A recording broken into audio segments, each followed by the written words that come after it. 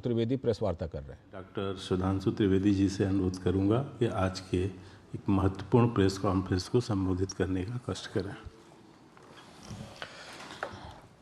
मित्रों, आज मैं आपका ध्यान वर्तमान समय में देश के एक महत्वपूर्ण विषय की ओर आकृष्ट करना चाहता हूं। नेशनल हेराल्ड केस को लेकर आज कांग्रेस पार्टी देश भर में तथाकथित प्रदर्शन कर रही है। नेशनल हेराल्ड केस भारत के इतिहास का बहुत विचित्र प्रकार का केस है, जिसमें कि कोई कंपनी जो कि 90 करोड़ की देनदारी में बिक गई, जिसके पास हजारों करोड़ की प्रॉपर्टी थी। दूसरी दृष्टि से देखें तो एक विचित्र केस है जिसमें खरीदने वाले और बेचने वाले दोनों एक ही थे। तीसरी दृष्टि से देखें तो ये बहुत विचित्र बात है कि यह दावा किया जाता है कि यह स्वतंत्रता संग्राम सेनानियों के कंट्रीब्यूशन से और उनकी स्मृति में प्रारंभ किया गया देश के प्रथम प्रधानमंत्री पंडित जवाहरलाल नेहरू जी के द्वारा, और कांग्रेस के दौरे हुकूमत में बंद हो गया। 2008 में बंद हुआ। 60 साल में उससे पहले 50 साल कांग्रेस की सरकार रही थी। तो सवाल उठता है कि क्या कांग्रेस अपने 50 साल के शासनकाल में अपनी विरासत को बचा नहीं पाई, या वो जनता में इतनी अनपॉपुलर हो गई थी वो विरासत कि कोई उसका खरीदार नहीं था। बाकी तो छोड़िए, क्या कांग्रेस कार्यकर्ता भी अपना अखबार खरीदने को तैयार नहीं थे, जबकि राजीव गांधी फाउंडेशन को उसी दौरे हुकूमत में खूब पैसा मिल रहा था। यह अपने आप में कांग्रेस पार्टी की नीयत पर सवाल पैदा करता है। और 3 अखबार थे, नेशनल हेराल्ड इंग्लिश में, नवजीवन हिंदी में, कौमी आवाज उर्दू में। सरकारी सपोर्ट तो छोड़िए, प्राइवेट सपोर्ट तो छोड़िए, यदि 10% कांग्रेस कार्यकर्ता भी इन अखबारों को खरीदने के लिए तैयार होते तो शायद उनके बंद होने की नौबत नहीं आती, या कांग्रेस पार्टी अपने फंड में से खरीदकर कम से कम अपने जिला और मंडल स्तर पे ही डिस्ट्रीब्यूट कर देती।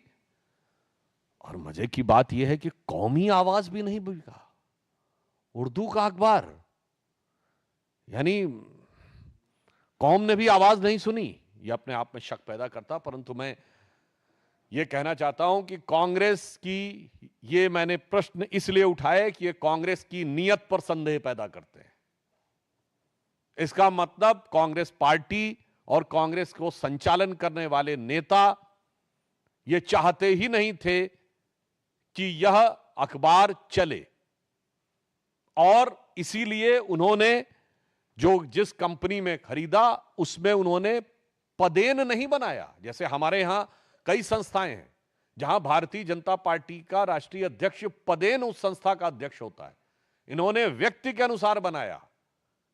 यानी अगर दूसरे ढंग से कहें, अभी वक्फ का बिल पास हुआ है और उसको लेकर भी चर्चा चल रही है, जिस पर वक्फ वाल औलाद का विषय आया था। इन्होंने तो लगता है कि जो हमारे स्वतंत्रता संग्राम सेनानी थे, उनकी प्रॉपर्टीज को भी प्रॉपर्टी अल औलाद कर दिया, यानी अपनी औलाद के नाम पर कर लिया उस प्रॉपर्टी को। परंतु मैं ये बताना चाहता हूं कि कांग्रेस की इस नियत पे संदेह सिर्फ हमको नहीं है, कांग्रेस के बहुत वरिष्ठ नेताओं को बहुत पहले से था। और आज मैं आपको कोट करना चाहता हूं, सरदार वल्लभ भाई पटेल ने नेशनल हेराल्ड के केस को लेकर 3 मई 1950 को जवाहरलाल नेहरू जी को लेटर लिखा है, जो करेस्पॉन्डेंसेस ऑफ सरदार पटेल में स्पष्ट रूप से इसका उल्लेख है। मैं उसके बहुत डिटेल में नहीं जाना चाहता, परंतु मैं उसके सिर्फ 2 लाइनें बताना चाहता हूं जो उन्होंने लिखा। It is also bound to subject ourselves to the criticism for a manner in which the National Herald is securing assistance from the persons who are associated with the activities of the government. I need hardly add to what I have already told you about this subject.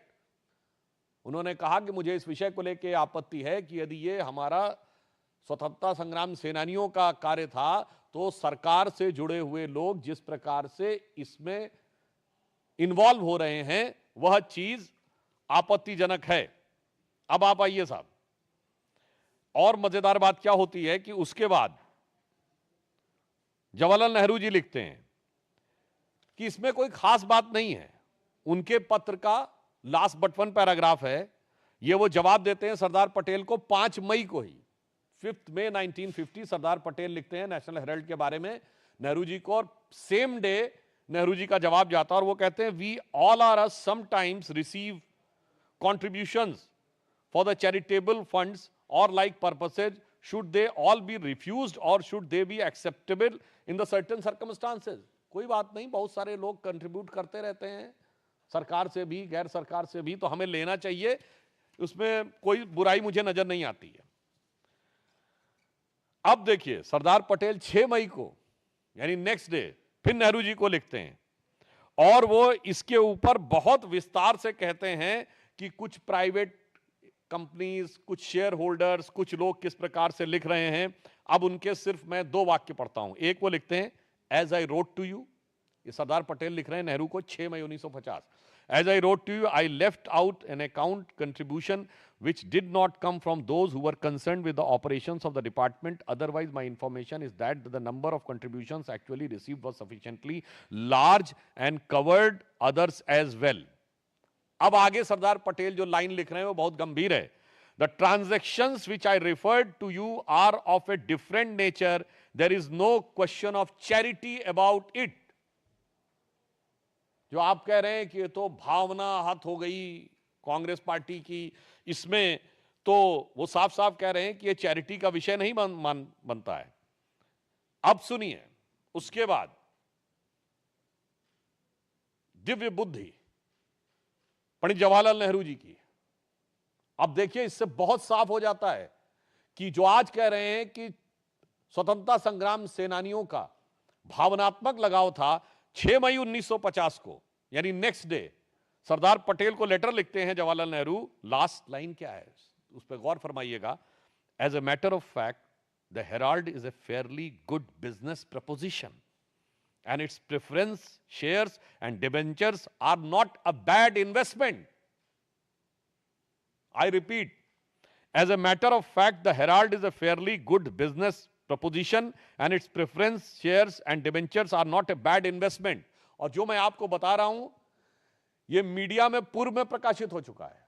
कई प्रतिष्ठित समाचार पत्र इसको 2 साल 3 साल पहले अपने articles और जो उन्होंने रिसर्च आर्टिकल्स लिखे हैं उनमें प्रकाशित भी कर चुके हैं। अब आप सोचिए ये नेहरू जी के जमाने से ही था कि जो निवेश हो रहा है नेशनल हेराल्ड में वो बहुत मुनाफे का हो सकता है, ये गुड बिजनेस इन्वेस्टमेंट है और इसलिए इसके शेयर या डिबेंचर किसी भी प्रकार से कोई घाटे का सौदा नहीं माने जा सकते। इसका मतलब प्रॉपर्टी, घाटा, मुनाफा, बिजनेस प्रपोजिशन, यह विचार शुरू से था। आज कांग्रेस से यह नैतिक सवाल है कि अचानक आप इसके ऊपर अब वो भावनात्मक और जैसे कि स्वतंत्रता संग्राम के लिए दिए गए दान या चैरिटी का विषय कैसे करें, जबकि सरदार पटेल कह चुके हैं इसमें चैरिटी ऐसी कोई चीज नहीं। और लास्ट में 10 मई 1950 यानी 4 दिन के बाद सरदार पटेल लिखते हैं in view of the position which have taken I feel it is useless to pursue the matter. यानी वे एक प्रकार से हताश होकर कहते हैं कि मुझे लगता है कि अब मुझे इसके लिए परस्यू करने की आवश्यकता नहीं है। I have already told you how eye view these activities and that is doubtful if in any other province if I had anything to do with this matter this position would have been tolerated by me। अब वो कह रहे हैं कि अब मैं पूरी तरीके से निराश हो गया हूं तो मैं इस पे पुनः नहीं आना चाहता। अब आप बताइए, मैं कांग्रेस पार्टी से पूछना चाहता हूं कौन सा त्याग, कौन सा समर्पण, कौन सा योगदान स्वतंत्रता संग्राम सेनानियों का, या ये शुद्ध बिजनेस ट्रांजैक्शन का मामला है तो वो कैसे कह सकते हैं कि ये ईडी के परव्यू के बाहर है अथवा यह किसी प्रकार की राजनीतिक दुर्भावना से प्रेरित है। जबकि यह विषय 2012 में प्रारंभ हुआ, अक्टूबर 2013 में यूपीए सरकार के शासनकाल में दिल्ली हाईकोर्ट के निर्देश पर यह केस प्रारंभ हुआ था एक जनहित याचिका के द्वारा, और इसको लेकर संदेह 1950 से कांग्रेस नेताओं में था। अब दूसरा एक आपको और बहुत रोचक परंतु गंभीर और चिंताजनक उदाहरण, कांग्रेस के बहुत वरिष्ठ नेता जो 4 बार उत्तर प्रदेश के मुख्यमंत्री रहे, श्री चंद्रभानु गुप्त, उनके संस्मरण जो कि 2021 में प्रकाशित किए गए, जिसका शीर्षक था सफर कहीं रुका नहीं, झुका नहीं, नमन प्रकाशन लखनऊ के द्वारा। वो लखनऊ के पान दरीबा क्षेत्र में रहते थे। हम लोग तो, मैं तो खैर बचपन में उनको देखने का भी मुझे अवसर मिला है, मिलने का। अब देखिए, CB Gupta, the 4-time chief minister of Uttar Pradesh, rights in his memoir, I am surprised that the National Herald is now considered as a property of Nehru family. If there is some investigation by an inquiry commission into how the funds were collected for National Herald, there will be a big expose. From the very beginning of the policy of National Herald was to promote Nehru and his daughter. For freedom of press meant attacking whosoever criticized the wrong policies of Nehru family. ये श्री चंद्र भानु गुप्त, जो कई बार उत्तर प्रदेश के मुख्यमंत्री रहे, कांग्रेस के वरिष्ठ नेता रहे, स्वतंत्रता संग्राम सेनानी रहे, ये उनका वक्तव्य है, कोट अनकोट, हमारा वक्तव्य नहीं है। अब आगे देखिए नेशनल हेराल्ड के बारे में और भी खुलासे वाली बात है। वी ऑल, आगे वो लिखते हैं, आचार्य नरेंद्र देव, शिव प्रकाश, शिव प्रसाद गुप्ता, पुरुषोत्तम दास टंडन, ये सब बहुत बड़े नाम हैं। पुरुषोत्तम दास टंडन जी आजादी के बाद पहले कांग्रेस अध्यक्ष बने थे, जिनसे नेहरू जी ने स्टेप डाउन करवा दिया था कि सत्ता का केंद्रीकरण दो जगह नहीं होना चाहिए। आज ये लोग कहते हैं ना कि अथॉरिटी वाली बात। अब सुनिए, we all, Acharya Narendra Dev, Shri Prakash, Shiv Prasad Gupta, Purushottam Das Tandon and myself means CB Gupta sold shares. 100 shares were bought in the name of Nehru so that he could be named as its director. यानी सीबी गुप्ता क्या कह रहे हैं कि आचार्य नरेंद्र देव, श्री प्रकाश जी, शिव प्रसाद गुप्ता, पुरुषोत्तम दास टंडन और चंद्र भानु गुप्त के शेयर्स को बेचने को कहा गया और 100 शेयर से अधिक जवाहरलाल नेहरू जी के नाम पर लिए गए, उनके द्वारा लिए गए, ताकि वो इस कंपनी में डायरेक्टर बन सकें। Some money was taken from Congress and part came from the money bags gifted to Nehru and other leaders. When I started collecting money for that, it was said that I wanted to take control of the paper. Still, I helped the newspaper during the crisis. मुझे लगता है कि अब इस national Herald के case की कहानी में ईडी की कहानी तो बहुत किनारे हो जाती है।